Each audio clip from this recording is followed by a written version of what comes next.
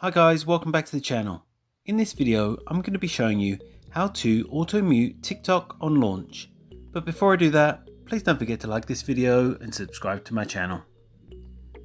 Okay, so to automatically mute TikTok when you launch the app, first open up the TikTok app on your mobile device.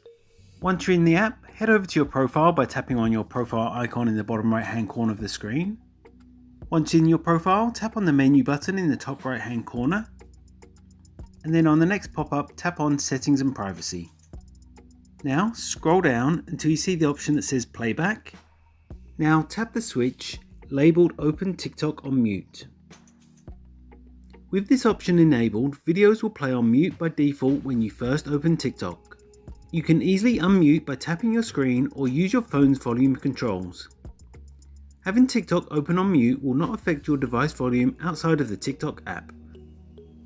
And that's all it takes to auto-mute TikTok on launch. If you found this video helpful, I'd love it if you like this video and subscribe to my channel. Thanks for watching.